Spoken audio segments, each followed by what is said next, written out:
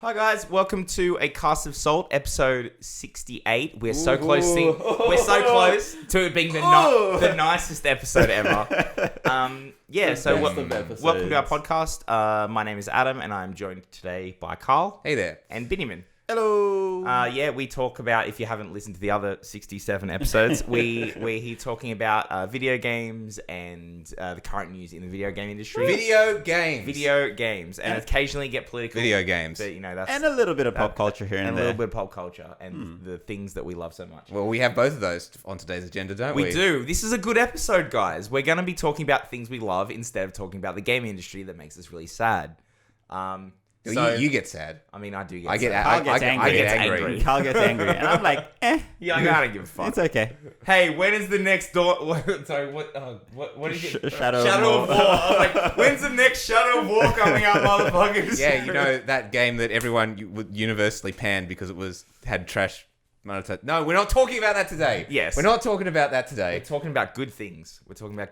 All the things that make us warm and generally, fuzzy. we would start by asking how our week's been and what we're up to, but that's going to be the topic of this podcast. We know exactly how our weeks have been. And we know what we've been up to. We've been up to two things. It's Jedi Fallen Order and it's Pokemon. That's right. So, who wants to vote? What do we start with first? We really should have decided this before Okay, we started recording. But this is the way we do. I know nothing about Pokemon. You guys can start on Pokemon. Okay. All right. So, let us regale you, Binyamin. Please. With Pokemon. Inform me. It's a good game. Yeah. Funnily enough. Go and play it. Hey, the funny thing is, like, when you hear the internet outrage, you're just like, I played it and I was just like, this game's fine. So, It's not perfect. a proper review of this would be that the game is good. Bottom line, it's very fun. Yep. It's a fun Pokemon game. It has a lot of really cool mechanics. They have some cool new design Pokemon. They've retooled a lot of the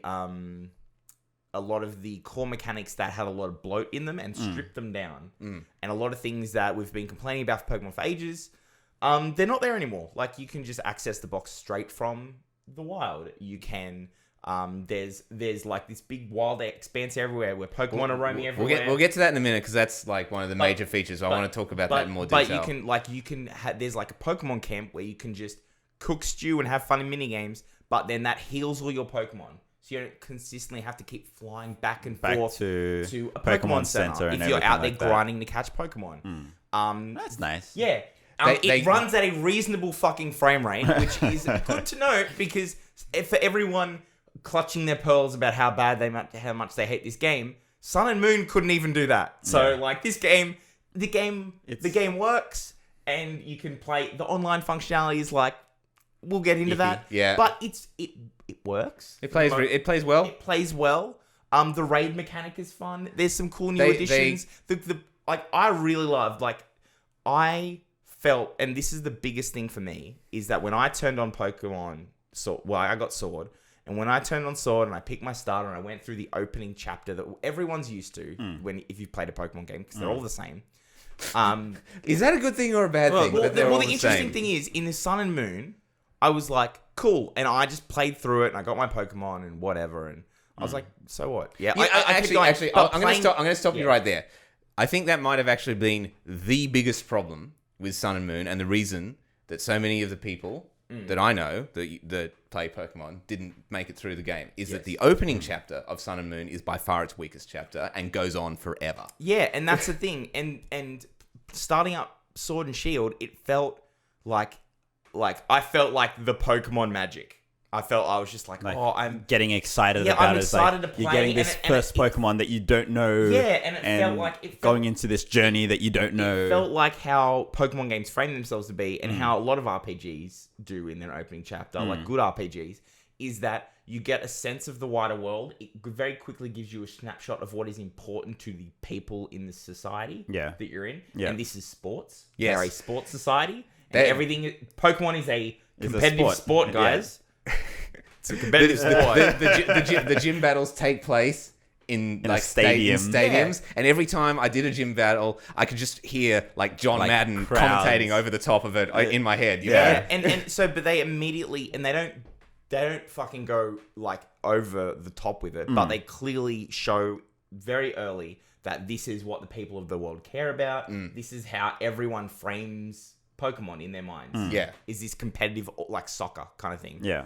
Okay. And then they get into it, and then that is the exact comparison that they're going from, given that this region is based on the UK. Yes. Right. And and the thing is, and then they open the world up to you, and then you immediately, like a story-based event, a critical story moment happens Straight away. Yeah. and then you're just like, okay, and then Now you know. then you're off into the world, and it feels like you're on a journey and an exploration, which I felt I didn't get that with Sun and Moon. Okay.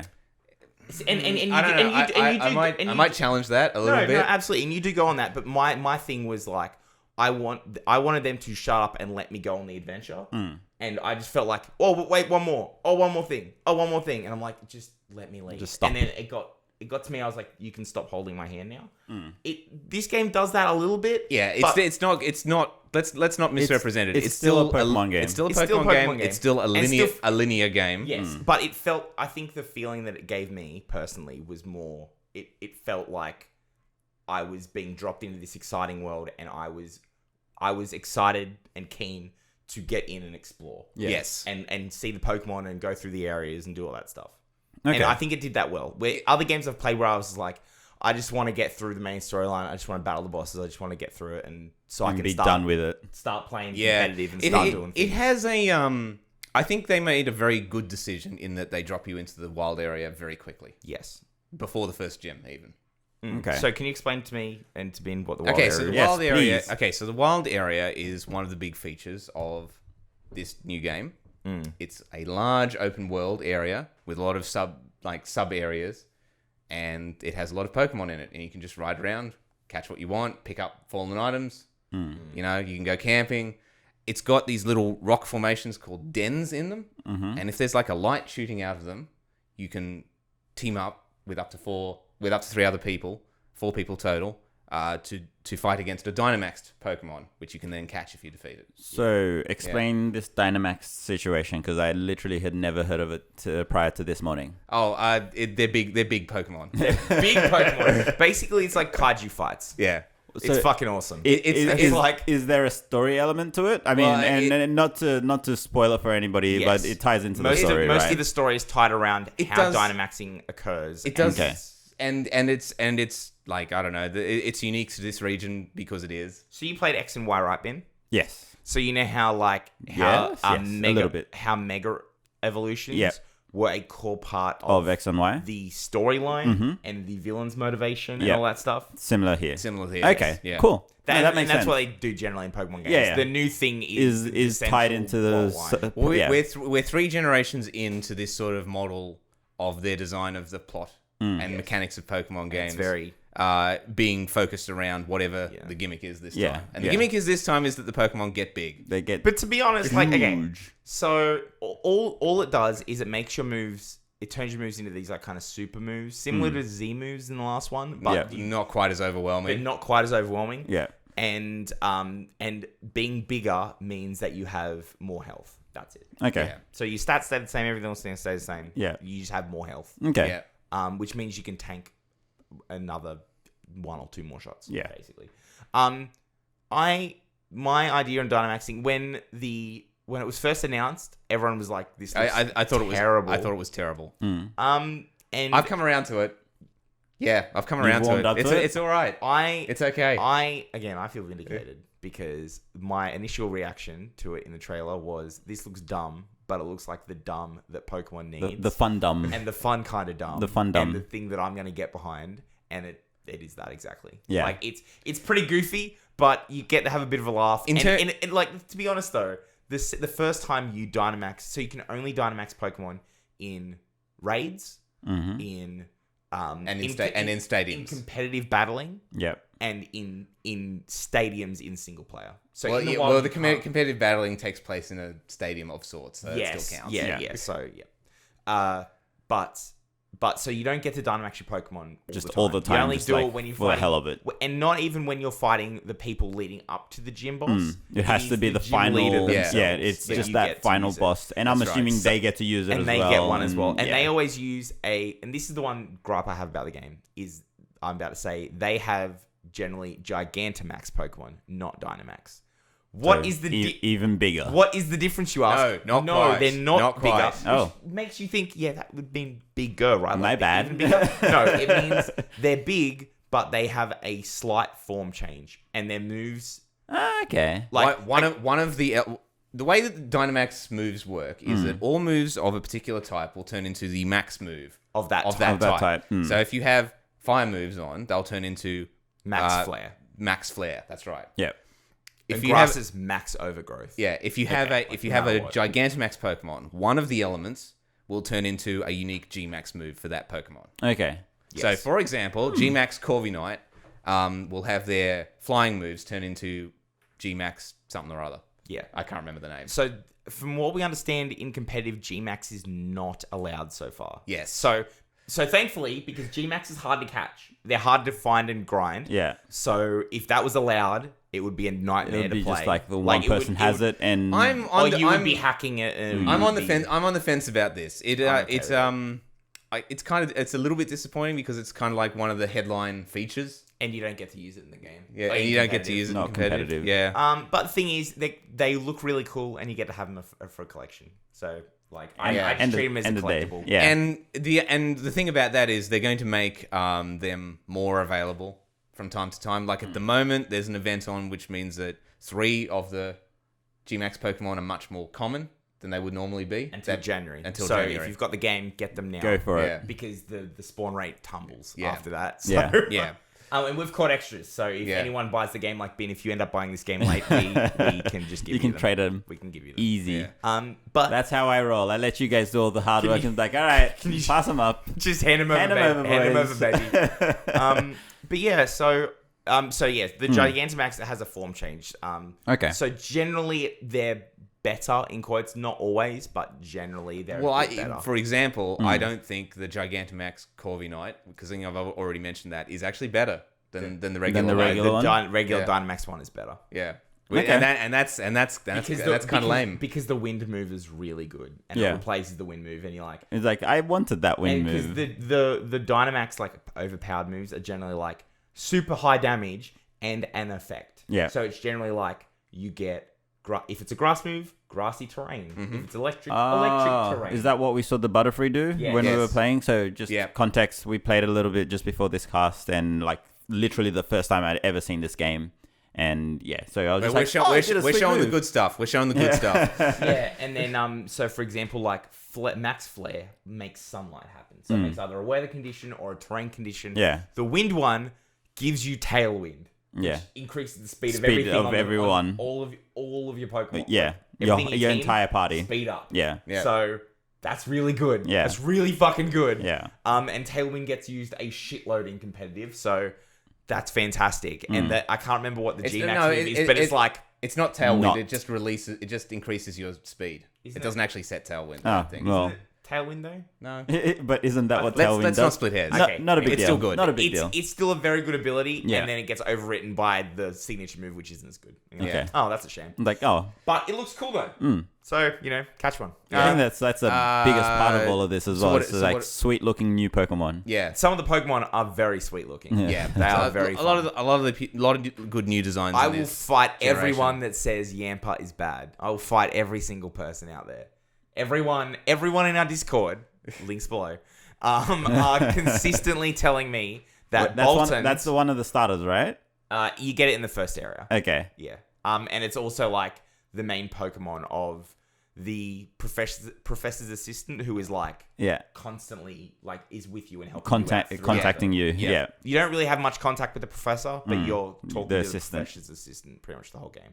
Okay. And her Interesting. partner Pokemon that runs around with her is a Yampa. Okay. It is basically I think it's a Corgi is the dog. Yeah. Oh, right. It is a Corgi. It is absolutely adorable. It's a little electric dog, and I love it so much. And it evolves into Bolton, who is a very good boy.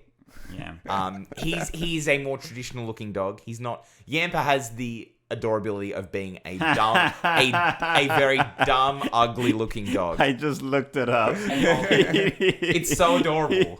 Oh my goodness. So adorable. Oh my goodness. I think okay. I was like, this dog is on my team. Can we please put the picture up? Yeah, we can put the picture for up anyone for that hasn't seen it. I imagine most people would have seen it. Yeah, it's fucking great. It is a corgi.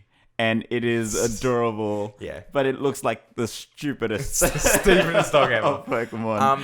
And then it It evolves looks like the kind of Pokemon that will run into a wall. You call it, it gets excited, springs at you, Yes, that's and exactly straight right. into Yeah. a wall. Yeah. So it's very good. Just an excitable ball of fur. Yeah, and it's the sort of dog that will, turn around 3 times before it goes anywhere. Yeah. And that's the thing. Like, I love this dog so much. And and that's everyone fantastic. is like, nah, man, Bolton is like a way better design. And it's just like a cool dog. It's a cooler. It's a cool looking dog. Yeah. And it looks like a smart dog. Yeah. It looks like a dog that knows what it's doing. And everyone's like, Bolton's better. And I'm like, you well-trained take that dog. fucking back. Yampa is the best boy. Bolton's a good boy. Yampa's best boy. I'm not sure I agree, but anyway. Adam will fight I know, you for Carl and Ryan are just like, no, Adam, you're wrong. I was like, no, I'm sorry. it. You're all- allowed your all- wrong so much. opinion. Okay, all the they're starters all- are real good. They're all good dogs, Brent. All the starters, Braun all is the the starters are real good. If we're talking about Pokemon designs, Mm-hmm. what are some other new ones that you've really liked? Grimmsnarl is a good Yep, one, which is it's like a it's a fairy. It's like an imp, so it's fairy and dark type. Yeah. So it's like a it starts off as Impidimp, I think Yes, is the one correct. it's called. You got And then it. it turns into Mogrim. Yeah, I think that's right. Mogrim. Mogrim. And then Grimmsnarl, which is this fucking hulking Hulk thing. motherfucker. Yeah. It looks like the Green Goblin. Yeah, that's what I was gonna say. Like, cool. the second I saw it, I was like, "Oh, that makes me think It of the looks Green super Goblin." edgelordy, and then when you take it in the Pokemon camp, you see it smile and dance, and you're like, "This is the best." And I think when we boil down to it, that is why I love this game so much. Is that it does feel really, really Pokemon. Yeah. It feels It feels goofy in the It's- right way, And it's not trying to do too much like previous generations did, No, where they're just like, it's "All just- right, let's introduce this new mechanic. Let's do this other thing. This is really cool. Let's do this other thing." Absolutely. And the thing is as well, from a so we should probably pivot from there and to say that what people don't like about it. So we're going to have to address Yeah, the Dexit controversy. okay. So there's a few things, and from playing the game, I have my own opinions on it. And we can address them point by point, basically. So Yep. first thing is Dexit, right? Yeah. So for anyone that hasn't been keeping track of the Pokemon internet community, because why would you? Because our Pokemon at the moment is a fucking cesspool of just. It's so mad. People are so mad. Angry So people. angry. How can you be angry at Yampa? How? How could you be angry at the best boy? They Anyway. clearly haven't seen Yampa. That's the problem. Focus. No. Focus. Okay, I'll focus. I just love dogs so much.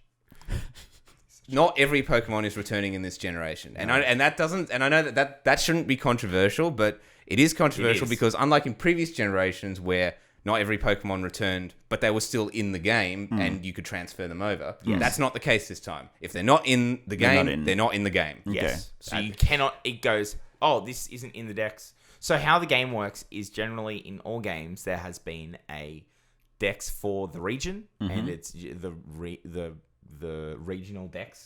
Yes, that's what they call them. Or like the Galarian Dex, or Yeah. the whatever Dex, or whatever it's called, the Kantoan Dex. Galar is the name of where Of the Sword and area. Shield is set. By the way, Yes. we hadn't actually got to that yet. Oh, yeah.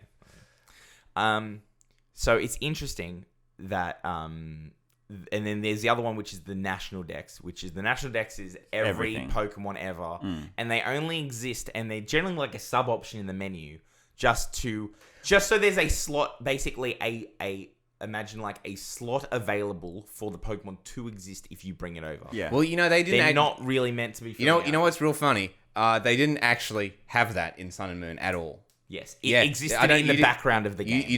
I don't think you got far enough through it, but they didn't actually have a national dex at all. You could still bring all the previous Pokemon in, but they wouldn't have like a Pokedex entry. Right, and all that okay. stuff. Okay. So what they decided to do is they went, okay, well, we're just going to cut all of them, and you can't, anything that's not in the game, you can't catch in the game, you can't bring over. Okay. which means that, I think they also banned anything that had certain moves. Or do those moves change? They just deleted certain moves from the game entirely. And if you bring a Pokemon over that is in the game but has that move just does not work anymore, and you'll have to replace it.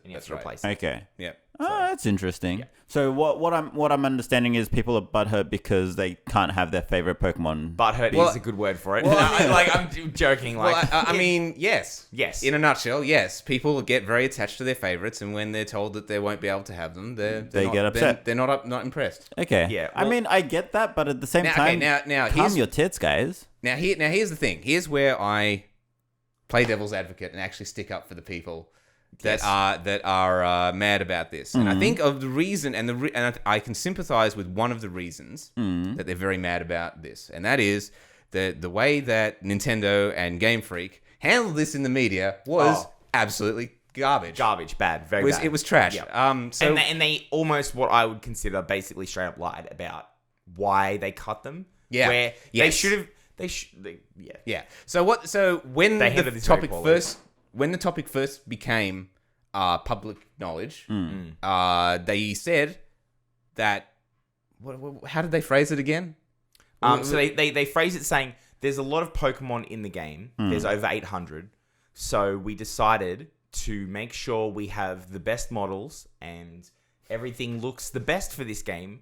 We cut Pokemon out. Yeah, and we're going to reinvest that time into new mechanics, into making the Pokemon that are there look really good. And everyone went, okay. I'm not happy, but okay. Yeah. Okay. Okay, here's the problem.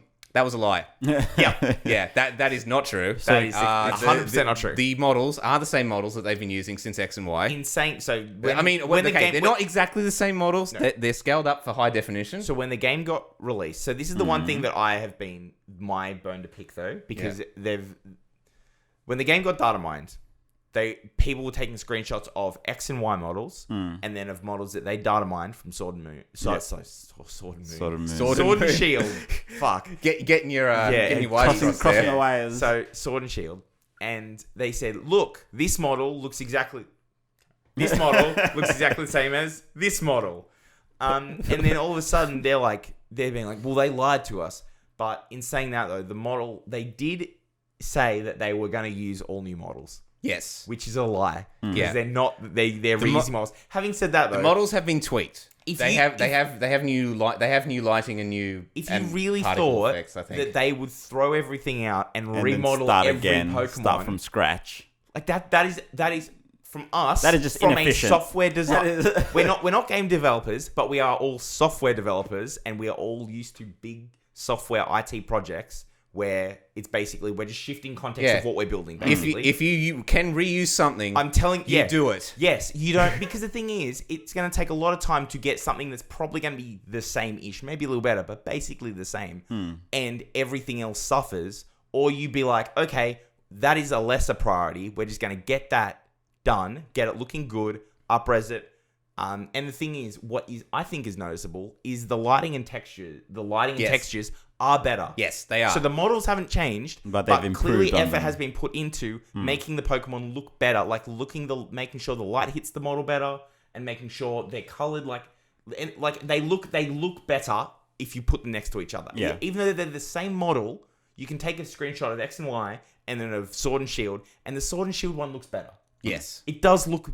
So the difficult thing is I think Game Freak tried to basically simplify an explanation, and it ended up being. I think that's being awfully charitable. Well, I think they try to say an excuse that people would understand. Yeah, which is not true. But they thought it's going to be too complicated to explain the ins and outs of game development, so we'll just say we're making new models. But the thing is, that's a lie. That is a lie. And the other thing is, they said that they want to put that effort into making the game bigger and better and new mechanics, and that's no, not really. No. They cut it so that they could get the game out at all. Which, to be honest, I think because these days they're on a much faster release cadence than they used to be. Yes, and they've just got to get the game done. Pokemon games are coming out once a year now. It's now an annualized property like fucking Call of Duty, which it really shouldn't be. No, that's another discussion.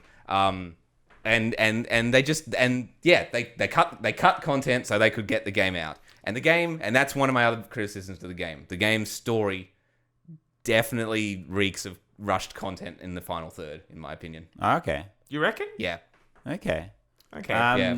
So to avoid, I want to ask specific examples, but I'm not sure whether we should ask it. If we're talking We- story, if we're talking spoilers, basically. let's not delve into it. But yeah, I can kind of see because there's a lot of it does have a thing where there's a lot of effort taken, and right at the end I was like, okay, Like, they story make jumps, resolved. and because they use story tropes, your brain goes, oh, fine, I get what they're trying to say, I get what they're doing, but then I would be like.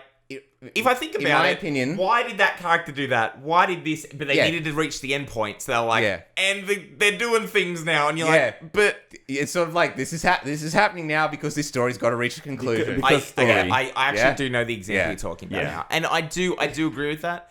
And it's unfortunate because I think I saw people online saying, well, like in there putting their I know how to make a game hat on, or. You should just delay the game. Just delay it for 8 months. You should just delay the game. This has happened with numerous other games, and everyone has been okay with that, which is true. That's not how game publishing works. Generally, at least not for Nintendo. When people say, "Hey, sorry, the game isn't done yet. We need another 6 months to make sure this game's really good." Generally, the fan base will be like, "Thank you for being honest. We can with wait." us. Yeah, and thanks for waiting. Having said that, though, the person making this kind of comment, and I saw a lot of this comment, was that they're misunderstanding that Pokemon is the largest media franchise in the world.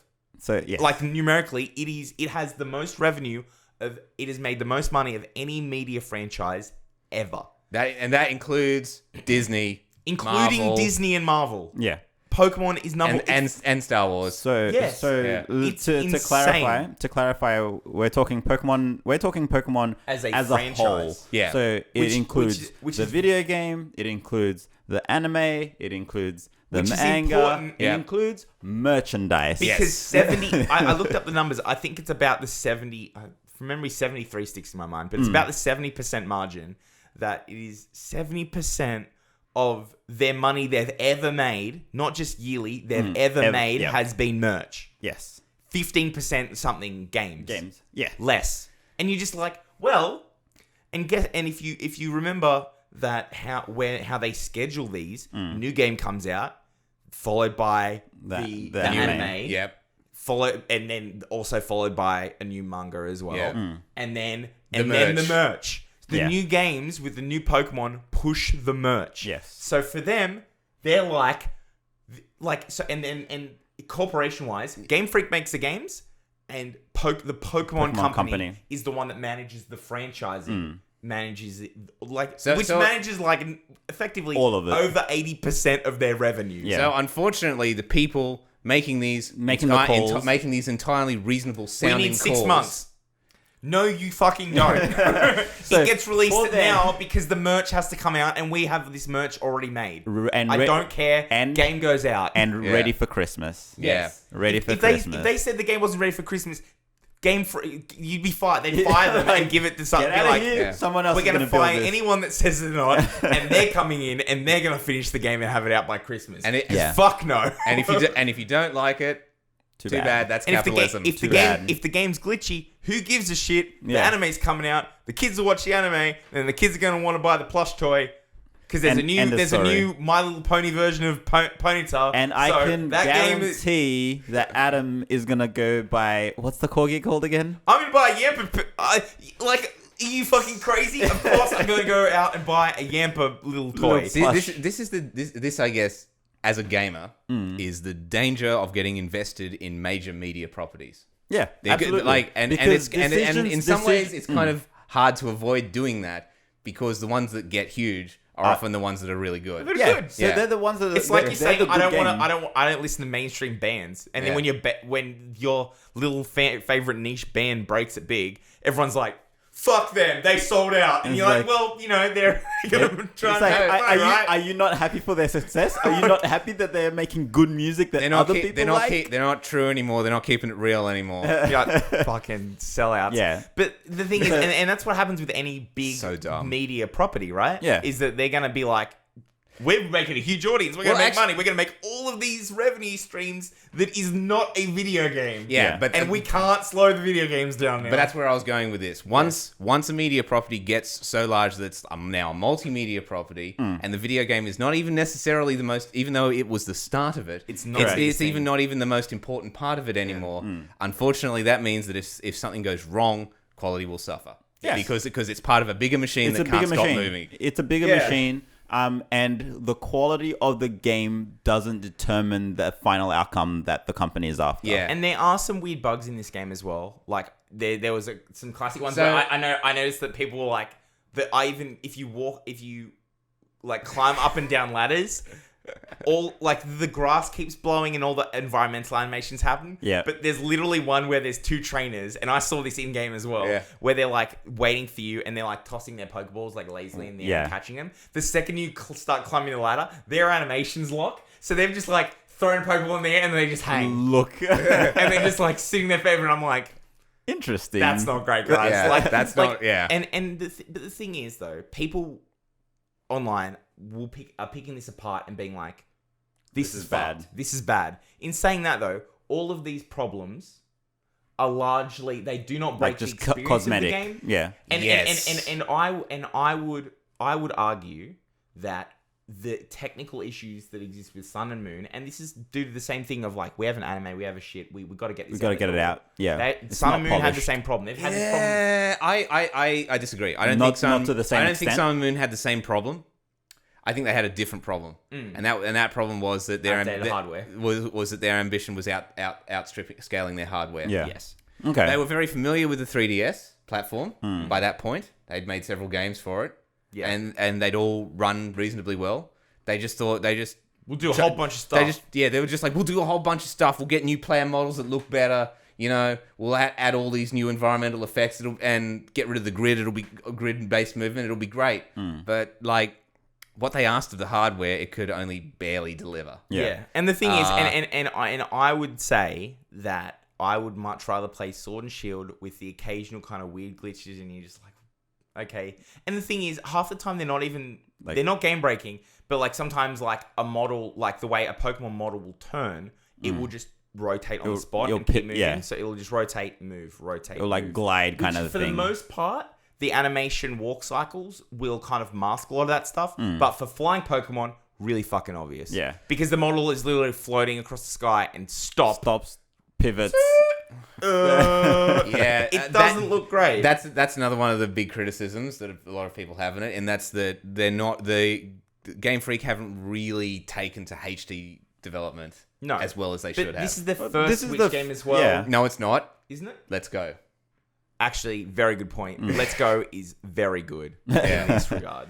Let's Go is so we're not pristine. Having said that, though, ironically enough, does that have a full dex, Carl? No, it doesn't. No, it doesn't. It's only the 151. This is like... Yeah. No one had a fucking problem with that. Although, in saying that, that game is for a different target audience. That is a different target audience, much smaller. I'm throwing shit on something. It's fairly standalone. The thing that I don't understand is with this oodles of money, why Game Freak can't get a bigger development budget. Yeah, that's the thing. a bigger development team. Well, I guess it's the same from a multimedia perspective. Like, hey, if you guys can make this game for X millions, and it'll still sell gangbusters, like it's still the number 1 and 2 selling games on the Switch now. Yeah, and that's so they're like, we don't. It's Pokemon. Make it work. Yeah. It doesn't have to be the best. Make it work. It'll Also, make money, Carl, and then we can make 80% of our revenue somewhere else. Yes, Carl, you should know this. Throwing more people on the project doesn't always fix the problem. Not when it's already in trouble, but if you have a bigger team that you can plan from the start. I'm just giving you shit, my friend. Yeah. Game Freak is notoriously like still somehow a small to mid-sized developer, despite they make the most profitable Nintendo game of all time every year. So like, okay, but then if you were the manager, wouldn't you be like, fuck yeah? It's like the least amount of cost, you're the most amount of profit. You're making all the money. Why would I hire more people? So I guess where I'm going with this is I find myself in a bit of an odd situation in that I like the game. I think I've had a lot of fun playing it, and I will continue to have a lot of fun playing it. But I also feel that because it's still good, it's still like good enough. Yes, exactly. We're not going to get that Pokemon magnum opus until one craters and they have to reevaluate how they make the games. Yes, I think so. and that is a really good point. Is that when they become real releases, and honestly, we saw this with Call of Duty and like the recent Modern Warfare game and Assassin's Creed.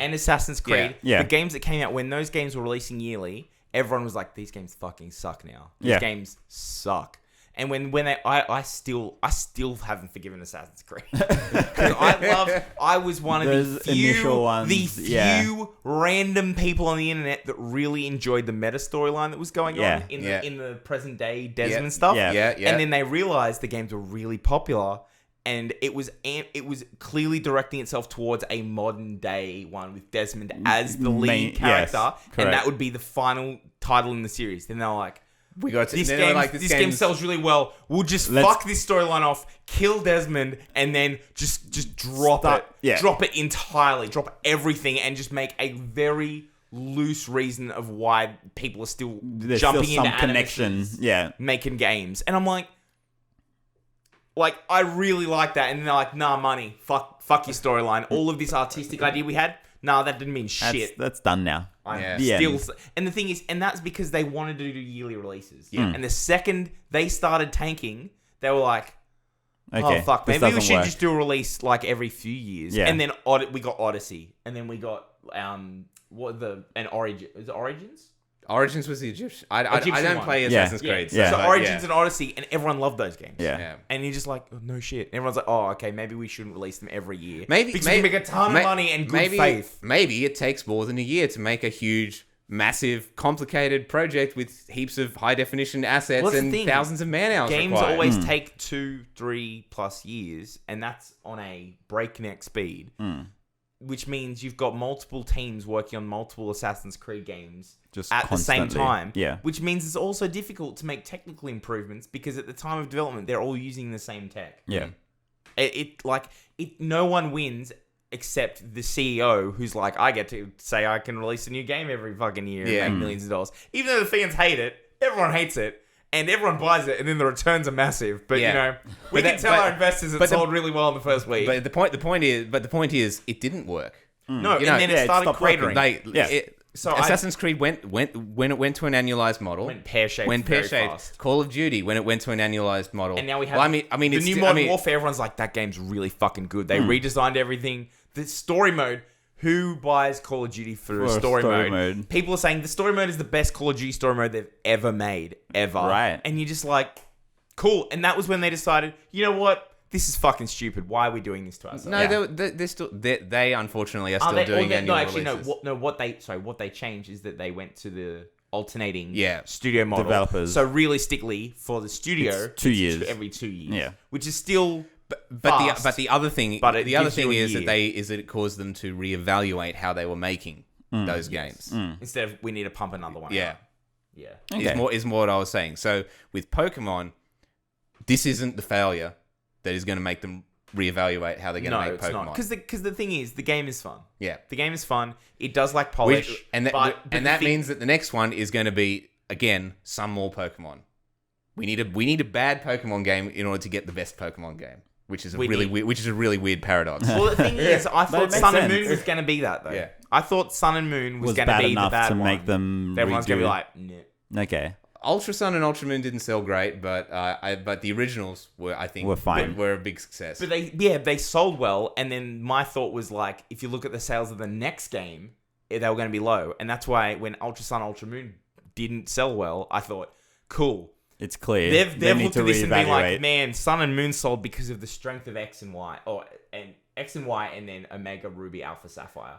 It sold off the strength of those two games. And then they went in and went, cool, we got lots of sales in Sun and Moon. Good. And then they went Ultra Sun and Ultra Moon. And then people were just like, we didn't really like Sun and Moon that much. Can I just say that I'm still disappointed how bamboozled I got by Ultra Sun and Ultra Moon because I thought they were going to be I thought they were going to be like a Black 2, White 2 situation. And they weren't. They were not. There was the same game. Oh, no. On the same hardware. With the same shitty FPS. Anyway, we've talked Pokemon for long enough. But yes, basically, I think snapshot game's fun. Hang on, we haven't talked about how rubbish the online is yet. It's not great. It could be better. It follows in the grand tradition of Game Freak not really knowing how to do online. Which is bizarre because they did it really well in X and Y, and every generation since then has been rubbish. Bad. Having said that, though, like, we have been able to connect. We've been able to trade with each other. We've been able to do raids together. So once we kind of figured out how the fuck we were supposed to use the system, it's not intuitive. Once we figured it out, But that's playing with friends. It works well enough for playing with friends. But with randos, playing with randos, no, it's not going to happen. Dumpster fire. Yeah. Okay. So the thing is, that's for doing like the raiding activities and the random trading activities. And that sort of thing. Like if you want to do random battles, ranked battles work fine. Yeah. I think, and that's where I think the difference is. They focused on that battling to say online focus battling. Honest, I think where they've definitely been like they said, we want to make sure you can raid with friends and you can do shit with your friends easily, and you can. Yeah. And you want to be able to jump in and take your team against ranked battles to make the best competitive team you can, and you can do that too. So everything else is pretty garbage. But those are the two things I mainly use anyway. So I'm okay. We're okay. In conclusion, works for me. But it is unintuitive. There's it's not as bad as previous implementations of their online system. It's still not great. Yeah. The fucking what was the last Festival Plaza? That can go straight to hell. It was bad. Eat shit and die. So for me, you guys are well aware, and I'm sure some of our listeners are also well aware of how tired I was of Pokemon. Like, yes. I was done with it. I have not bought a Pokemon game since X and Y. Well, you've been on this podcast numerous times, and when we're talking about Pokemon, you're like, I'm not going to buy it. I'm not interested. But this one... Are you interested now? I wouldn't... Like, it looks enjoyable. You know... From everything you guys have said, from the 5 minutes I saw before this, I'm just like... It looks like a different game now, as opposed to the same churn of the wild area the wild area does make it feel different enough that it doesn't make it feel gimmicky. And here's the thing: it feels like they went for something, and they actually went to design something rather than be like, we have a standard Pokemon game and we need to figure the new gimmick. Yes, and then we're done. And let's pump out a story to wrap that together. Let's take this back to stage 1, which. Also, jumping back to their reasoning for taking Pokemon out of the game, I like. You're supportive of it. So I was okay with it simply because the competitive battle scene is going to be way better because of it. We don't know that yet. we don't know that yet. Well, no, it has to be because it was so bad that we stopped playing previous generations. It couldn't be worse than what it was. It couldn't be worse. Let's find out. Okay, the first year meta. Is always better. Yeah. And then it might get worse. And the thing is, but now they've taken those Pokemon out, it changes what else everything, can you right? add, unless you add a whole bunch of event ones. Well, so what can they add? We know. I hope this doesn't count as a spoiler, but we know that there are a smattering of Pokemon that are not in the Galarian Dex, but are in the code of the game. Mewtwo and Mew and Mew and Mewtwo. Okay. Mew and Mewtwo. That's not a spoiler. Some of the Gen 5 legendaries, some of the Gen 7 legendaries, and the Gen 7 starters. Yes. So we can expect that they will, through events, enter the metagame at some point. Okay. Yes. So that's how they can change it. Number 2, they can change it is they could just ban whatever the top 10 most used Pokemon were for a season or something. Yes. I really hope they. I hope they go down that route. But the thing is, there's actually hope. And I've seen that sentiment echoed elsewhere as well online, where it's just like, hey, the metagame. It looks like they're going to make changes to the metagame, so competitively, cutting the Pokemon actually kind of works out. Yeah. And it also allows them to actually design the Pokemon game better in terms of a metagame, rather than having to worry about 800 different variations. Yeah. I do understand that not everyone, and the difficulty is not everyone plays Pokemon games. Everyone plays Pokemon games, but not everyone plays it for the same reasons. Yes. Some people are collectors, some people are competitive battlers, some people just want to play the storyline and then be done with it. And that's me. Like, I played the storyline, and my team was 6 out of 6 brand new Galarian Mons. Yeah. And my favorites actually made the cut. Like, all of my favorites made of the OG. Yeah. They made it in. Like Gengar's in. There Whimsicott's in. I heard Arcanine's in, and I'm happy. Arcanine's in. Like all of those ones that I love, they're all in. So I got lucky. But in saying that though, my single player team had none of them because I was like, I want to experience this game with For 6 its own. brand new mons that I've never used before. Yes. But that's me. And some people are like, no, I've got my team, and that's my team that's special to me, and I want to use that team for every game. Yeah. Yeah. And that's totally fair. You can play your own way. Except and not in this one. Exactly. And So that's I can understand why people are upset. Hence the frustration. But from a game development and design perspective, it has allowed them to design a different feeling Pokemon game by not having 800 Pokemon in it. Yes. Agreed. Now, 100%. the other thing that I think that you will be good for you if you do decide to pick this up, Bin, is that seeing as you skip Gen 7, Gen 7 is actually very well represented in the Galarian Pokedex. Okay. There's quite a lot of them that made the cut. Yeah. Yes. So they'll be new to you as well. Okay. Yeah. Yes. Okay. That's cool. Yeah. Yeah. So wait. So how many are in this dex? 400. 400. Jeez. So still a lot. Still not like... Jeez. They're like, Yeah. oh no, they cut all these Pokemon Cut out. all of them. No, there's still 400. They went from 800 to 400. They cut about 50%. Yeah. God damn. So the Thanos snap jokes that people made were yeah. very actually Accurate. pretty accurate because it was about 50%. Anyway, Perfectly we've rambled on balanced. about Pokemon probably for long enough. Final thoughts. Yeah, I rate it. Would be you can buy it if you're curious. Yeah. I would say though that I feel like that you buy it, you're not going to feel like you're wasting your money. I would don't say feel like though- you're going to play and be like, fuck this game. I can't believe I bought it. I would say though that I don't think that there's much in it that would convince somebody that has tried a Pokemon game in the past and said that's not for me. Yeah. But I think by this point, they're not trying to convince new. Yeah. In saying that though, acquisitions. I actually saw a few people online that are video game people that are not Pokemon people. And one person was like, I'm 36 and I've just watched the credits roll on my first Pokemon game. Okay. Wow. And they were like, They were I've happy never with been down on it. It was just like, oh, this is a kid's game. I'm not. And everyone, like this person in particular, like a bit of a contrarian. Yeah. Like, as a joke, like he's always the contrarian, was like, nah, it's a kid's game. I'm not going to play that shit. Like, you guys play your Pokemon, whatever. I'm going to play real big boy games. My Call of Duty. Yeah, and like, yeah, that's the bit. But then he was like, this game's fucking great. I love this game so much. And so I think it does give a chance for new people to jump in, especially when you're like, also a smaller list of Pokemon. It doesn't feel so overwhelming when there's like all of the things going on. Yeah. In saying that though, in Sun and Moon, there were all the Pokemon, but they were hidden in the background. Yeah. You could bring them over, Yeah. but it didn't advertise them, which also worked as well. Yeah. So you could have done that. Yeah. Yeah. So I think it really, it just sort of really rams home the point to me that the original Pokemon design was just lightning in a bottle. It's one of those once in a lifetime designs.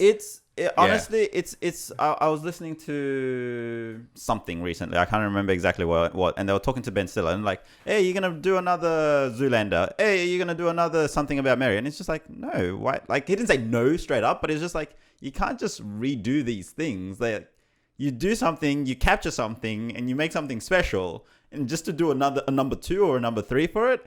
It very rarely works because you're just trying to do more of the same or something like that. Now, the funny thing is that might be the case in movies. Yeah, but so in video games, I'm using that as an example. But in video games, you can totally keep the same design and it'll work every time. Just want to point out that there was a Zoolander 2. No. So my point is like another one, not specifically number 2. I was like, there was Zoolander 2 and people didn't like it. That's why Ben Stiller's like, we're not making a fucking third one. Are you kidding me? You can't just keep churning them out because you just either you're regurgitating the same jokes and you're trying to do like Anchorman 2, or you try to do something different and it's just like it's not the same story. So you like. It's very difficult to just recapture that thing that got everybody to love the originals. And I think that's the case. But yes, the strength of this game, even with all its flaws, just says to me that Pokemon is one of the all-time great video game designs. Yeah, absolutely. Yeah, so we are going to put timestamps on everything. So we're running it at nearly an hour already. Yeah. And we're still, I was like, we're still going to talk about this fucking. Absolutely. We're talking about Fallen Order, man. We're not going to do it. We're plowing straight through. There's Let's going to do be it. timestamps, so we'll put it at the start as well to make sure that you can click on either one to make sure you can just go to the review that you're interested in. That you're keen Now, on. Never say that we don't do things for you. We love you guys. Beanieman. Fallen Order. Okay, I'm going to start this off with... Now, I'm the one that hasn't played this game, so I'm going to take a bit of a backseat here. The last time we podcasted, I think it was the last time, or maybe the one before. 4 weeks ago. 4 weeks ago, or maybe the one before, I got Anthem off of you. You did. It was 4 weeks ago. That was 4 weeks ago. Have you played Anthem yet? I have played it. Is it good? It's okay. Like, fine. honestly, I don't hate Fine. it. You're also coming in after they've tried to fix it too. They've tweaked a few things. Still not good. And like the amount of people were shitting on it, I was just like, oh, it's not that bad, but it's not anything amazing. Well, the for sad me. thing is, there's a skeleton of a game there. There's Yeah. an idea and a concept that had some legs. It had and potential. it's not executed and it's fucking sucked. And we're never going to get to see it because it's not making enough money and EA's going to kill it. But It had so much potential. Anyway, my point wasn't to get into that. My I point I is, gave this man Anthem. you gave me Anthem. The week that fucking the week before. The week before. Let's say the week before. The week before. I got Anthem. I started playing it. I was like, I want to give this a chance. I want to give this as much of a chance as I can. And I'm playing through it. And I'm like, every night I'll jump on, I'll play for an hour or two, or whatever the case is. Man. Just playing through it. And I'm like, I'm getting through the story. Nothing's really holding my attention, but I'm going to keep playing through. Fallen Order comes out. I was like, oh, shit, yeah. I run to JB not too far away from work. Get that. They give me a pre-order code, even though I didn't pre-order it. You son of a bitch. I didn't pre-order either, because I'm like, I'm not pre-ordering games anymore. Fuck that. And I rocked up, day one, I stood out, I literally stood at the Doors one were in open. the one in the Strand arcade. Yeah. The doors, they opened the roller doors and I walked in and just bought the game. Yeah. That was day one. No fucking code. Yeah. Like, They just printed off a code for me. Here you go. I was like, you son of a bitch, you got that good orange lightsaber. You motherfucker. Can you get it out in any other way? No. Boo. and you get a few extra saber hilts and emitters and motherfucker. you get a DB skin and a Manta skin and it's fine, whatever. just a couple of those. Anyway, God damn it. I dropped Anthem like a steaming pile of shit the second I got Fallen Order, and I have been playing nothing but since. Like, all right, so one line it for me. Is it good? it is fantastic. I would say it's not because the is game's release window did not qualify it for the Game of the Year nominations for this year. Would it be Game of the Year if it was? Is it going would to be be in contention. Game It would of be- next year? It would be in contention. It would be in contention for this year, and it will be in contention for next year. It is. We don't know what's coming out next year yet, but It doesn't matter. It is a fantastic game. It will be in a short list. It's fucking great. Honestly, like, I'm into Star Wars. I've always enjoyed Star Wars and everything like that. But this is probably one of my favorite instances of a Star Wars story. So how Star Wars are we talking? Is this maximum Star Wars? Yep. Yeah? Yeah. It's as Star Wars as it gets. It's really Star Wars.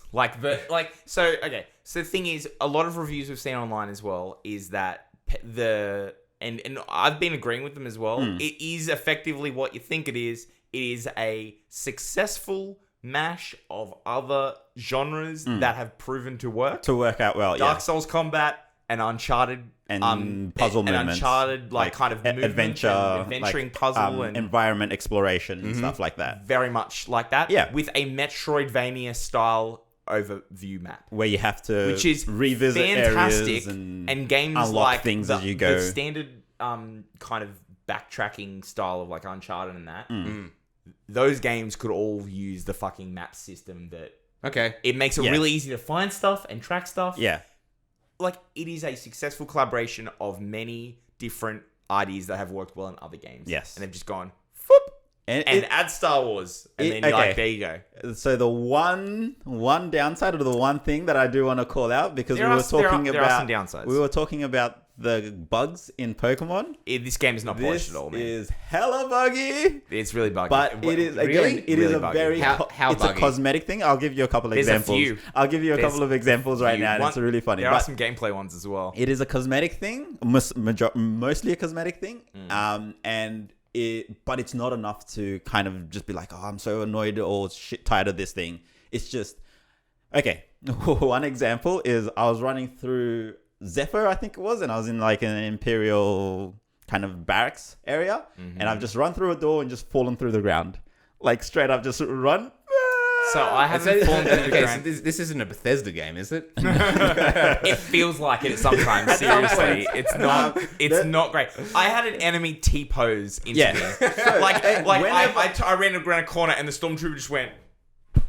Whenever And just like I was like, what the fuck? Adam, a reoccurring And then I started bug for fighting me. it, and then it like got and started A shooting. reoccurring bug, that I was like, T-pose, every time I get to Dathomir, Jesus, yeah, the big thing at the there's start a of big that. creature that spawns at the start of Dathomir, which is one of the planets. If you're a Star Wars person, it's Darth Maul's homeworld. It's fucking great. It's But you rock up It's there. a scary place. It's like the thing of like there's big shit around here and they'll like fuck you up. everything. Yeah, it is. It is a tough and place. you can go there immediately. Is it the Monster Hunter world? Not that big. Not Not quite. that big. Not that big. Having said that, not that big. Big, but not that big. But it's funny though that so you mentioned that Yeah, sorry. yeah, so I got the there's T-shape one big there. monster that always pops in late and always kind of like glitches and kind of Yeah. gets into his not a T-pose, but his kind of like His frozen. default his pose. neutral pose, And he and then slides goes a little and bit, then jumps, and then slides, moves. and then starts Yeah. moving, and every time, Every single time. Every So I time. think So when's the patch coming? who knows? Dunno. But yeah, Okay. but that's the thing as well. Like it gets There's a lot of gets stuck in loading sequences at times as well. So you'll be running, you'll get to And a it new goes- area, and it'll just kind of freeze up for a little bit. Load, keep going. So Yeah. we should probably say what platforms we're playing this on. Okay, yes, I am on just the Xbox And- One. The original Original. See, same here. Yes. So I thought potentially it is the oldest type of Xbox you could fucking Get play this it game on. Yes. Yeah. Potentially it's because of the power. Like the Xbox One just doesn't have Doesn't that have kind enough. of oomph. Doesn't have enough juice. But I've also been looking up. Happens we for have- other people. People have been complaining about these issues in PS4 Pro, on PC.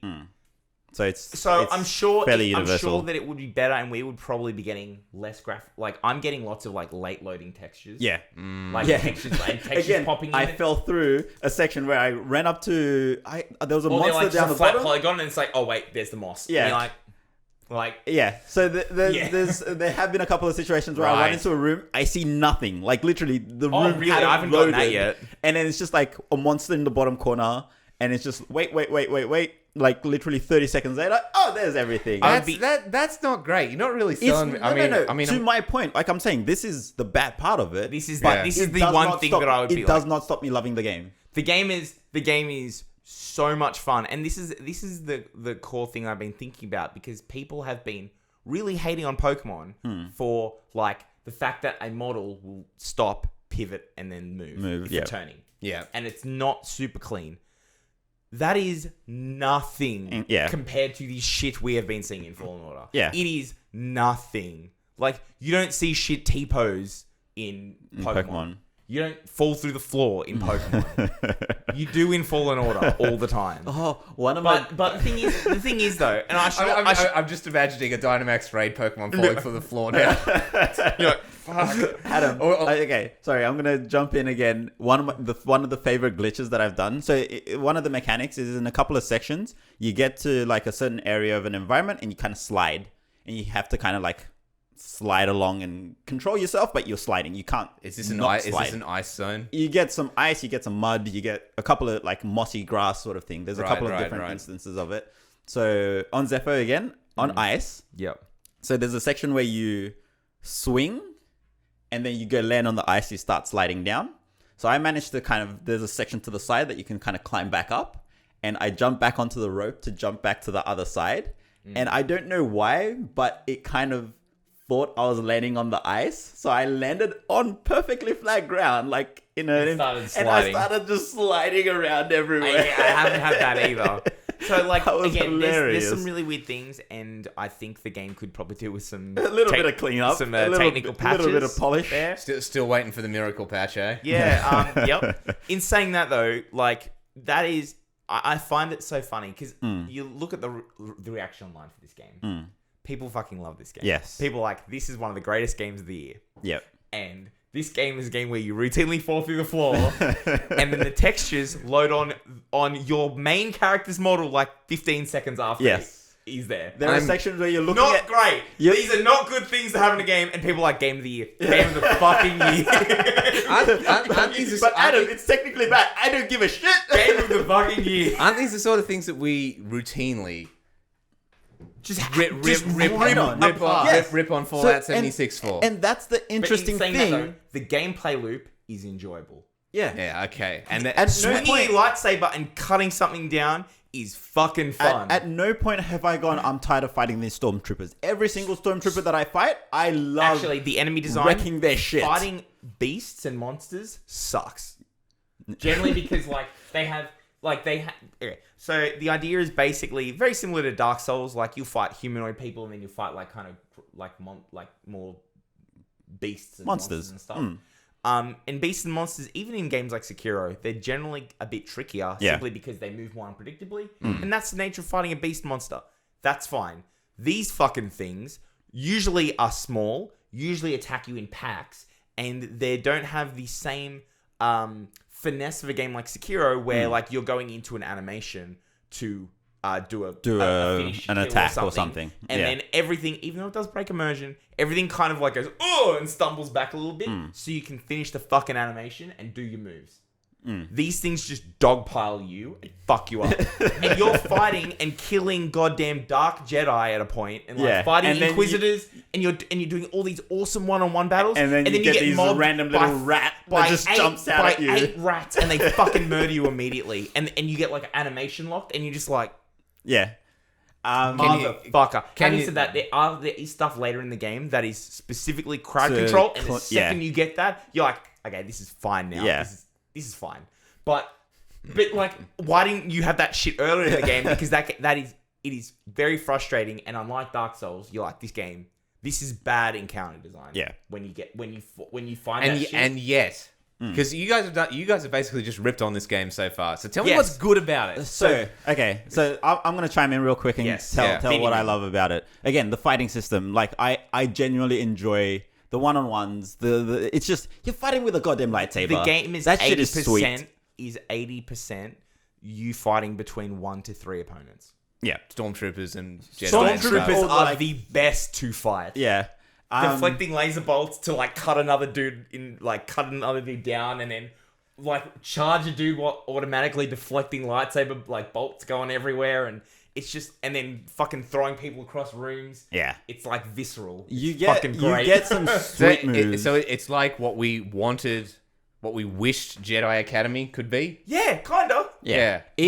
It does a good job of balancing force powers and saber fighting, and just that combat into it is fantastic. The story progression I'm really liking the way that it's telling you a story about this character, the world, what's happened. It ties into the wider.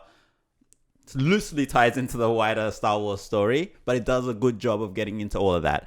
Obviously, it can't change the way things end. Exactly. So to speak, Exactly. Yeah. I have a theory that I've told Adam. I am reluctant to tell it because it can be somewhat spoilery. But I am hoping and praying that this theory is accurate about the sisters. So go put it in spoiler tags on our Discord. Yeah. So the further that I'm playing through it, the more... You're bait and hooking the audience here. You're like, you can find out my cool, fun theory, but you have to come onto our Discord to find out.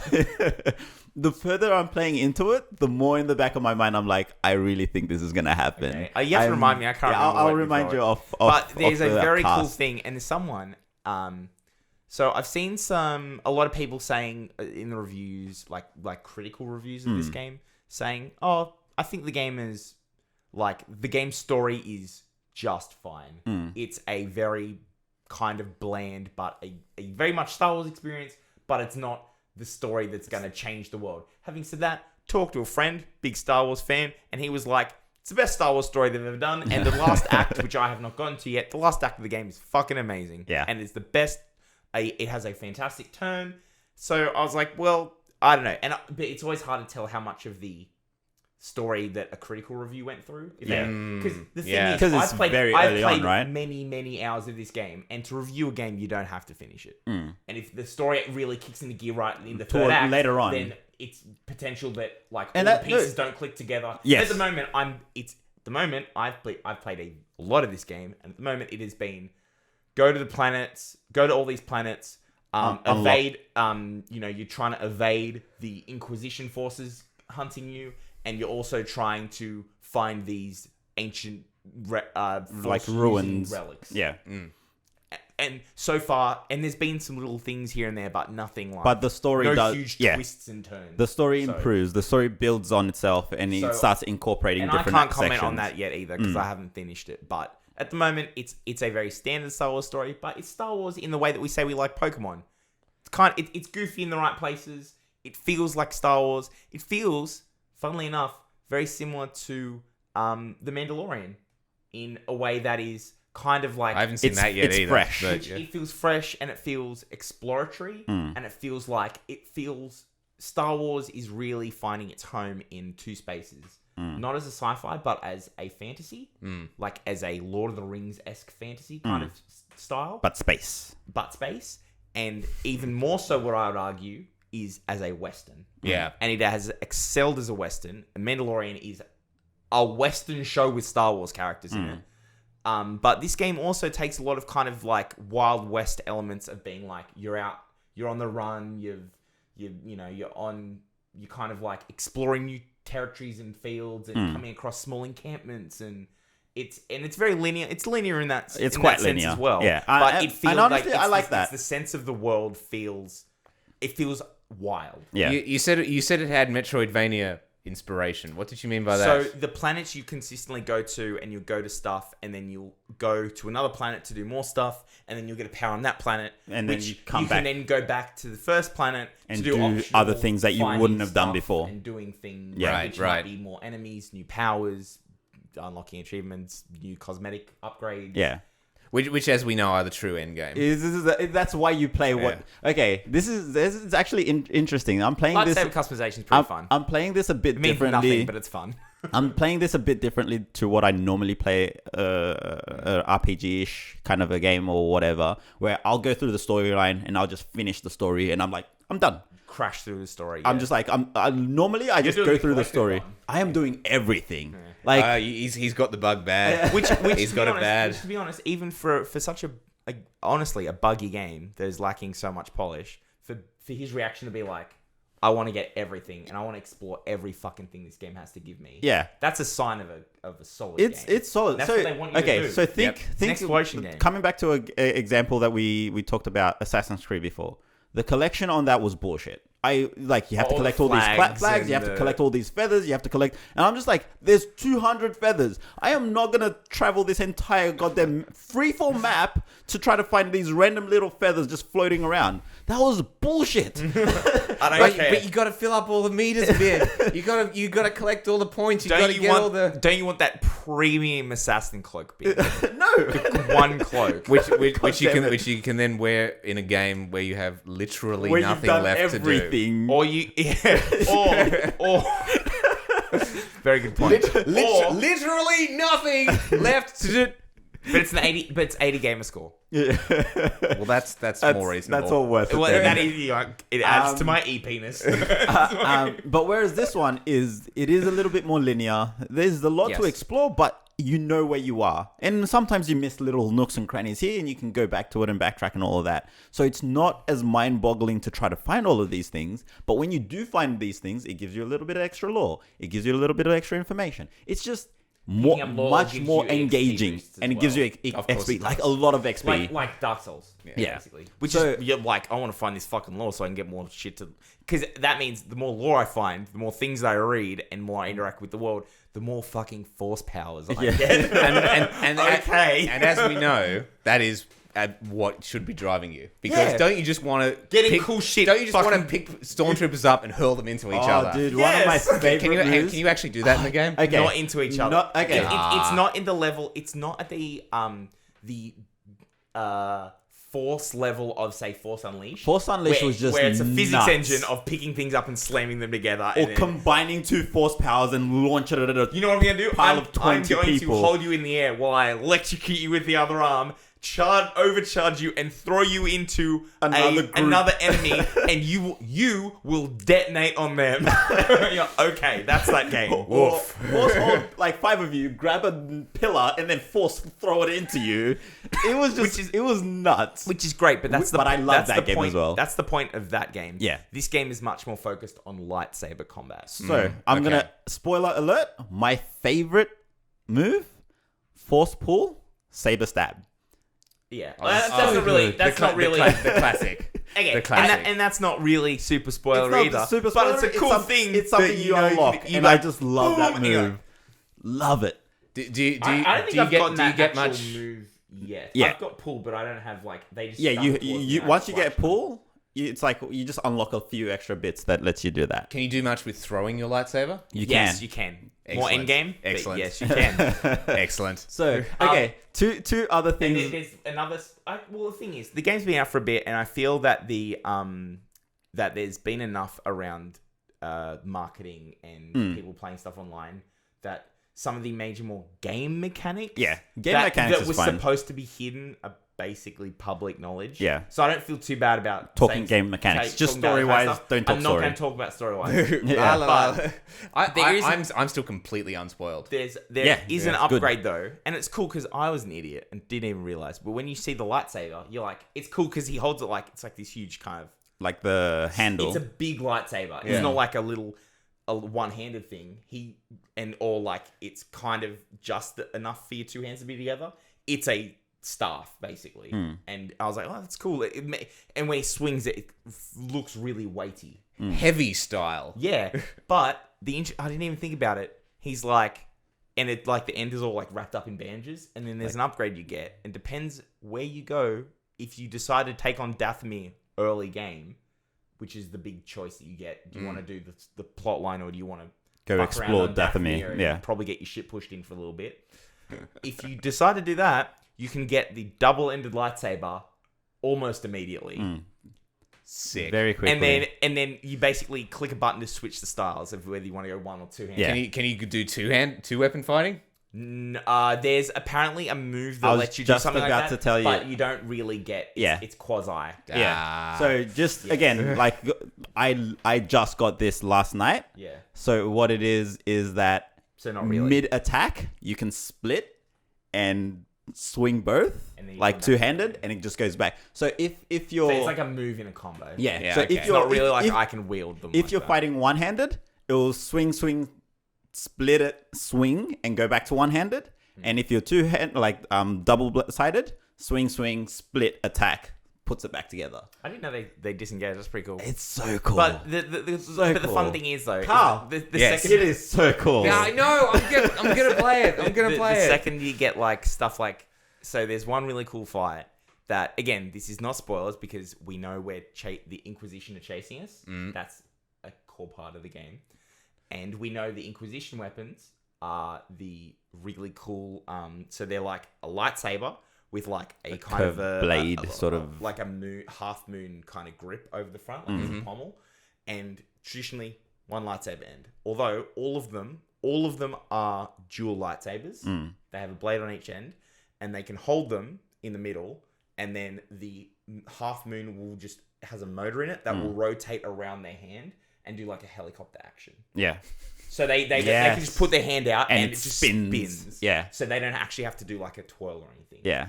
And I think the idea is because generally the Inquisitors are either ex-Padawans, ex-Jedi, or they are just Force sensitives, or maybe not even Force sensitives, and they have just been trained to use how to use a lightsaber. So they're not always like... So they augment their lightsaber to kind of Allow help- them to help Make things easier. and make Yeah. things a bit easier for them rather than Jedi. They'd be like, a single lightsaber is fine with me. Yeah. Yeah. So, the coolest moment is when you fight one of the named Inquisitors, and I was fighting, and at the point of the game, if you didn't go to Dathomir early, you wouldn't have had it. But I was getting ripped apart on this planet, so I was like, I'm gonna go back and pick up the Dathomir thing, and then go in. and then fighting the Inquisitor in the first phase of the battle, and she's just like slamming on you with one lightsaber. It's a huge lightsaber fight, and you get down to half health, and she's like, "Fuck this shit," and pulls out the other half and runs at you. Me being like, "Okay, fuck you, bitch," and then me pulling out my double my end of the lightsaber, and then going at each other. I was like, "This is so cool." That is just peak Star Wars. Yeah, again, and that's the thing. So for all the things that we were dunking on the game and being like, the game's glitchy, it needs polish. There's a whole bunch of stuff in there that's like the exploration mechanics are sometimes a bit fiddly, and you're like, I made the jump, and they're like, you didn't make the jump. And you're like, why didn't I make the jump? Like, and that can get frustrating. In saying that though, when you drop, you only lose a little bit of health. So you're like, no, I'll just do it again, whatever. Yeah. So not the end of the world, but it still can get frustrating. But when you have moments like that in your game, you're just like, this game's amazing. This is cool as shit. This is cool. I feel cool for playing this game. and it's obviously going to, if you love Star Wars, then obviously you are going to love this game more than someone that just likes Dark Souls that goes, oh, okay. I mean, a Dark Souls fan that picks this game up to be in for a challenge. I'm playing the game immediately at the hardest difficulty it has to give me, because I literally came off Sekiro, so I was like, I can do this. And even and there are some challenges. And you, especially early game, you need to pick your upgrades wisely, and you need health and stim upgrades as fast as possible. Yep. Because like your healing item upgrade, which is your healing gourd or your Estus flask or whatever. Yeah. Your Estus flask. Yeah. Yeah, Okay. that takes it's the combat system. Yeah. Okay. But you need to upgrade that shit immediately to make sure you're gonna live. But realistically, once you get the hang of the combat system in Fallen Order, I started fucking blitzing through enemies. And like where in Sekiro, there was stuff like you felt like you had a handle of it, and then they're like, now the difficulty just got this much higher, and you're just like, oh, fuck. Son of a bitch. And you're always fighting just to keep yourself afloat in that game. Yeah. Where this, I got to a skill level in the game and figuring out the timing for blocking, and just went, you're all fine. fucking dead now. And you're fine. Which they introduced new, like, more and more characters and like enemy types that throws a new challenge every once in a while. But it's generally okay. pretty sweet. But the thing is, though, that's also good for a Star Wars game. Yeah. In Sekiro, you're a ninja fighting all of these other ninjas, and you are talented, but you are one versus so many, and you're supposed to feel overwhelmed, and you're supposed to feel like, Just fuck, barely keeping it alive. I'm keeping it together, man. Yeah. And I'm being stealthy just to keep alive.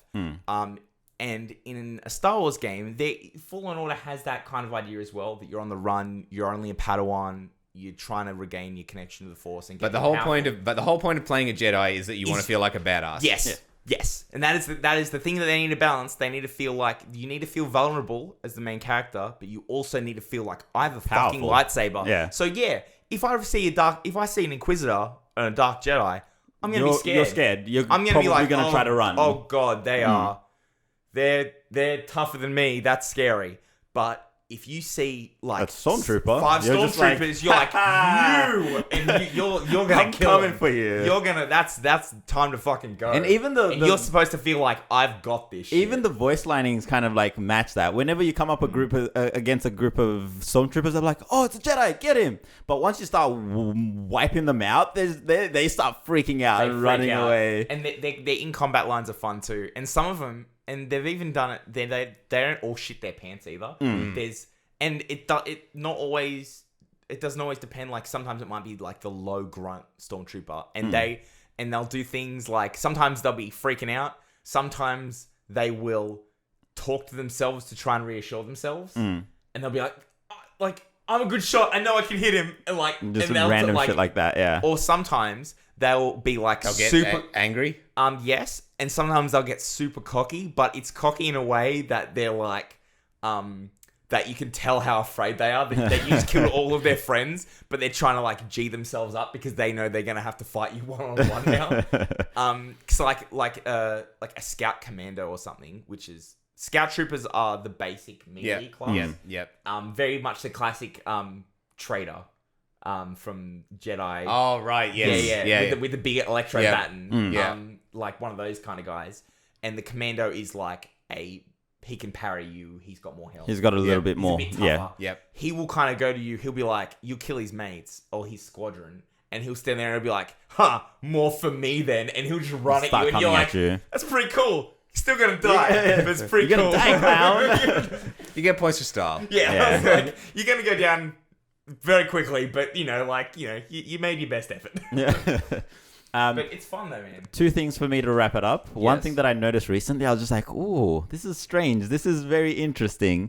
Main character, he has a few lines that make me think of Anakin so much. Like, it's just really? like, holy shit, that sounds just like it, like movie Anakin. I would also say as well that the actor that plays him also does a pretty good job. Oh, Yeah. yes. Yes. Yeah. Pretty good. Absolutely. He's also, in my opinion, one of the only decent characters in Gotham. The show's like, Pretty average. I mean, if you like that show, then totally fine. But it is a man. That's the thing.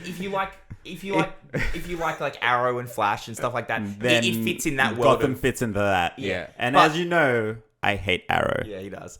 But in saying that, though, there are some notable performances in Gotham. One is the Penguin, which I do like, and the other one is the Joker, which is Cameron Monaghan, which is the Cal Kestis Who's Cal? game. Yep. And he does a really good Joker, a really cool take, considering what he's doing what he's got to work with. Yeah. But he gives a very good performance of a Yeah. character on a show that you don't expect commanding performances from. You just expect fun, like to be, and he does a really good job as in this as well. And the other backup acting is really good. Saul Guerrera's in it. Well, he's in the trailer, so that's not really a spoiler. Yeah. Yeah. He's, Forrest Whitaker, man. He's fun. And it's an engaging story. And I really, I liked it. The enemies are cool too. The Inquisitor forces, and from a lore perspective, as a Star Wars fan, I am enthralled by some of the lore they're expanding on in the game. There's some really cool stuff. The Inquisition Force is something that I have really Being like, yes. hooking into. Yes. You're gonna put this in your next. It is going into my D&D game. Also, the Mandalorian is going into the D&D Like game as well. 100% going into the Star Wars D&D game. D&D. You fucking bet the Mandalorian is and- going in, and you bet Fallen Order is going in. The last thing for me, DB, the little droid. The droid's adorable. The droid is so adorable. goddamn adorable. Like, What is it with Star Wars and the adorable droids? their little robot companions? Like, It's great. It's a thing now, fantastic. I mean, yeah, it is. But the thing is, though, like, BD1, a million times better than BB-8. A million. Oh, I don't think anybody cares about BB-8. BB-8's okay. BB-8's fine. It's just, let's not shit on BB-8. But BB-8's like, the one from the new movies, right? Yes, yes, okay. yes. he's okay. Pretty cute. He's R2, okay. awesome. BD1, BB-8, BD1. I like BD1 more than I've liked any droid companion in any Star Wars game. Absolutely. He's so adorable. He's and fantastic. He's really helpful too. He's like a little robot buddy that's useful all the time. Like, you are constantly using this dude. Like, and it's fantastic. He upgrades throughout the story as well to give you more navigation. Navigation, Right. more Like, he access can to certain unlock things. doors. He can do this, and that's how the Metroidvania stuff comes in. Right. Yeah. Right. Yeah. So Right, whereas And there's also you as the force main powers, like character, push and pull might help you traverse obstacles. So it's a combination of BD1's powers and force powers that help you grow your exploration toolkit. Very cool. Yes. Very So cool. big fan of it. Are they like when you say different, like he upgrades his navigation? It's like he can upgrade like unlock like different doors or something. So like okay, that? an example. You can take zip lines Yep. using him. Yep. So that's by default to start so with. You grab onto his little legs And he just, like, he rolls, grinds, and he like, grinds the rail. So that's how you traverse. It's fucking wild. That's how you traverse a zip line going down. Yep. A good chunk of the game or early game, you go can down. only go down. Gravity. Yep. Upgrade him. He gets a little booster. You can go back He up. gets he upgrades himself with a little motor so he can latch on, and then he goes upwards. Wow. So, Okay. so it's Or like then you little see- you interesting see- or you things like see that. There's a locked couple door, of different and you see, ones. like a power slot, and there's one where you can slice. So the traditional R2D2. Yep. Boop, boop, boop. Yeah. So So there's I that think one, there's been and like then there's also another one where six- he can infiltrate. Like there's like a big electrical box that has like the like you can overcharge the red walls. the red wall doors from from episode 1. Yeah. It's a famous one. You can you see a lot of them, and they're your typical. They're You more of can't- your middle to end game barrier of being like I can't get through. You can't get through here. But if you find the power point for that box, then BD1 can overcharge it and zap it, and it'll open it up. So like, there's all these kind of movement options. Okay. Yeah. Okay. It's just like it. I think so. Again, going back to this versus Pokemon, I thought the reason I think I like both of them for this reason, but I feel people as a whole have gotten more behind Fallen Order more, even though it objectively is a less polished game. Yes. The reason people have gotten behind that more is because it has a lot of design. It's crammed together a lot of other workable ideas that have been proven to make money and sell, but they have also retooled some of those mechanics specifically for a Star Wars mindset. Yes. It's a really good example of good iterative design. Yes. Yeah. So, and I think people are more than willing to forgive things like glitching, like a less polished game, if they say the core premise is fun and I want to keep playing this. And that's it. And to be honest, and that's why I like Pokemon, because to me, it fits the same way. But as I said before, Pokemon can be played by lots of different people or lots of different ways. And my opinion of, well, they've designed it to basically fit my like of playing new Pokemon and exploring new areas, and having a functioning competitive scene are my two priorities. And they're the two priorities for you. that Game Freak prioritized. Yeah. Really. That's what they focused on. And anyone that plays Pokemon another way might feel a bit shortchanged. Yeah. And so that's why they're gonna jump on and be like, I don't agree with this design. I don't like the design. So every single visual bug I see is a fail. Is annoying. Exactly. That's exactly where it. I see where I see a bug in Fallen Order and I'm like, fuck it. I'm still having a lot of fun. I'm okay with whatever. A bit annoying, but fuck it. Yeah. So it's very interesting. No, that's a very good point, actually. It's like that perspective or that mentality coming into it going, I am unhappy, so any other issues I come across is going to make me more unhappy. Yeah. Versus, I'm loving this story. I'm loving this new thing that I haven't done before. I'm Not enjoying polished, this. but whatever. I don't care. Oh, shit, there's this little thing that's a problem. Oh, well, Well, moving that's why on. people for so long There's love Bethesda games. People were like, Bethesda's the best game company ever. They made Skyrim, they made Morrowind, they made Oblivion. These games are fucking great. They made all the Fallouts. They're so good. And all of a sudden people are like, wait, Outer Worlds is out.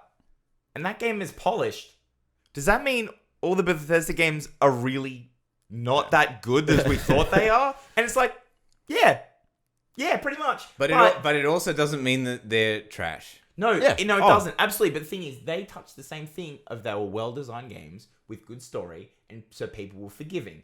And now that they released Fallout 76, people are like, no, gameplay sucks. So now we are not going to be forgiving when we see glitches. Yeah. That would have happened in any other Bethesda game, and people would have let slide. But the game isn't fun at the core. The game is not fun, so you fucking shit on it. I think that there's also a lesson here in just how important it is to get people, behind your game, or at least not antagonistic towards your game before it comes out. Yeah, exactly. If you go in with a negative view, you're probably not going to enjoy it. You're gonna struggle to pull people back. People are always really excited for Pokemon, and people really want the new Pokemon game to be good. And as I said, that is a really hard order. Devil's advocate, it's really hard for Game Freak to do that because there's a lot of ways that people want to play their Pokemon game, and no one is wrong in wanting to play it that way. In their way, no one is wrong by wanting exactly that. Right. But except when people make game designers need to make decisions, and it means not everyone is going to be happy. So there's always going to be people for games as big as Pokemon. You can't make everyone happy. Except for the people that go through the game and only use their starter. That's wrong.